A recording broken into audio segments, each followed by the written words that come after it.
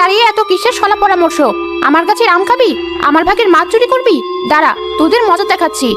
উপর থেকে দুটো পোকা খাওয়া আমের আটি এসে পড়লো সুমন আর সেলিমের ঠিক মাঝখানে।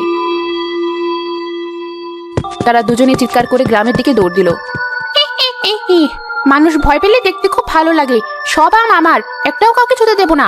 আর মাছ, মাছ ভাজার গন্ধটা, কতদিন ভালো করে মাছ ভাজা খাই না। আর যদি কেউ এই পথ দিয়ে মাছ নিয়ে যায়, তার কপাল।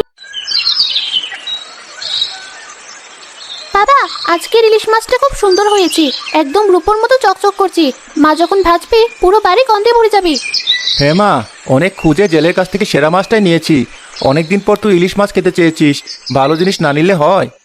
আর কাঁচা আমগুলোও কি সুন্দর, টকটক গন্ধ বেরোচ্ছে। মাকে বলবে কিন্তু ঝাল করে আচার বানাতে।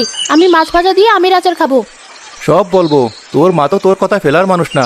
তোর জন্য আচারও হবে, মাছ ভাজাও হবে। চল তাড়াতাড়ি বাড়ি যাই, তোর মা আবার চিন্তা করবে। তারা সেই বিশাল আম গাছটার নিচে এসে পৌঁছাতেই গাছের ডালে ঘাপটি মেরে বসে থাকা শাকচুনির নাকি ইলিশ মাছের তীব্র গন্ধ এসে লাগে। ওরে বাবা, এ তো মেঘনা চাইতেই জল।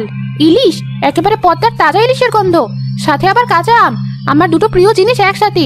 কত যোগ ইলিশ মাছের পেটি ভাজা খাই না, আর কাঁচা আমের ঝাল আচার, সে তো অমৃত। না, এদের কিছুতেই ছাড় দেওয়া যাবে না, আজ এদের পিছু নিতেই হবে।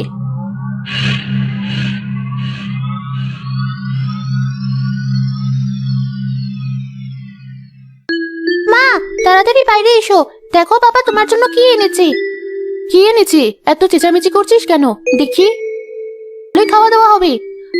শুধু ইলিশ মাছ না মা, বাবা কাঁচা আমও এনেছি। তুমি কিন্তু আজকেই মাছটা বেঁচে দেবে, আর আমগুলো দিয়ে সুন্দর করে আচার বানিয়ে দেবে। আমার খুব খেতে ইচ্ছে করছে। আচ্ছা আচ্ছা, সব হবে আমার সোনা মা। তোর ইচ্ছেকে আমি ফেলতে পারি? তবে শুন, আজ শুধু মাছটাই ভেজে দিচ্ছি। আচারের জন্য তো 5 ফোড়ন, শুকনো লঙ্কা, আরো কত কি লাগে, ওগুলো তো ঘরে নেই। কাল তোর বাবাকে দিয়ে বাজার থেকে সব আনিয়ে নেব, তারপর কালকেই আচার বানিয়ে দেবো।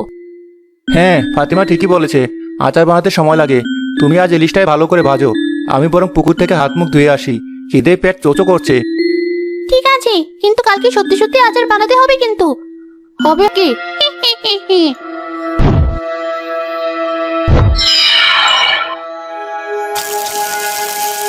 কে স্বাদ, একেবারে অমৃত। এমন গরম মচমচে ইলিশ ভাজা আমি শেষ কবে খেয়েছি মনেও পড়ে না। এ কি, মাছগুলো কোথায় গেল? আমি তো এখানে প্লেটে সাজিয়ে রেখে গেলাম। সে হতভম্ব হয়ে কড়াইয়ের দিকে তাকালো, দেখলো সেটাও একেবারে ফাঁকা। শুনছো তুলির বাবা, সর্বনাশ হয়ে গেছে, তাড়াতাড়ি এদিকে এসো।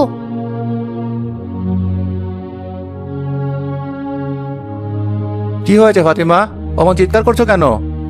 আরে দেখো কি কাণ্ড ঘটেছে। আমি রান্নাঘরে ভেজে রাখা একটা মাছও খুঁজে পাচ্ছি না, একটা টুকরোও নেই। আমি শুধু ঘর থেকে গামলাটা আনতে গিয়েছিলাম, ফিরে এসে দেখি সব উধাও। আমার ইলিশ মাছ ভাজা, কে নিয়ে গেল আমার মাছ? দাঁড়াও দাঁড়াও, এত অস্থির হও না, রান্নাঘরের জানালাটা তো খোলা।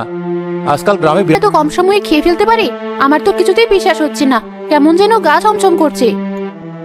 আরে আর কে নেবে? চোর তো এসে আর মাছ ভাজা চুরি করবে না, তাই না? নিশ্চয়ই বেড়ালেরই কাজ। তুমি আর মন খারাপ করো না, যা আমাদের কপালে ছিল না তা নিয়ে ভেবে কি লাভ। ফাতিমা আর কিছু বললো না, কিন্তু তার মন থেকে খটকাটা গেল না। তুলির প্রিয় ইলিশ মাছ আর খাওয়া হলো না। অন্যদিকে গাছের ডালে বসে শাকচুনি পেট পুড়ে মাছ খেলো না, মুখটা একদম শুকিয়ে গেছে। আচারটা পেলে হয়তো খুশি হবে। কামাল বাজারে চলে গেল। মশলাপাতি আসতেই ফাতিমা উনুন ধরিয়ে বড় এক কড়াই আচার বানাতে বসলো।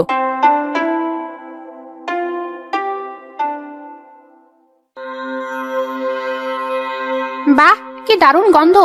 কাল রাতে মাছ খেয়েছি, আর আজ সকালেই আচার। আমার তো সৌভাগ্য, জিভের জল উঠোনের মাঝখানে মাদুর পেতে রেখে আসি।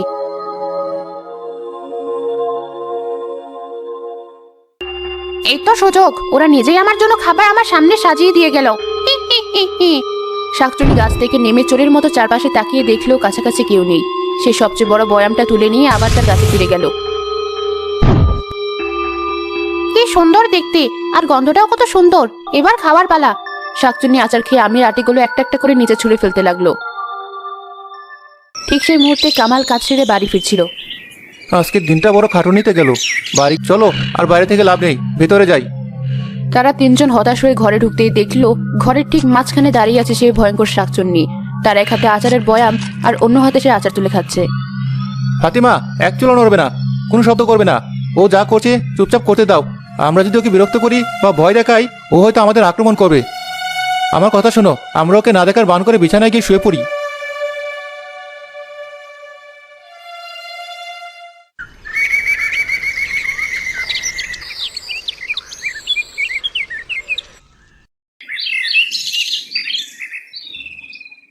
ফাতিমা, এভাবে আর একদিনও নয়।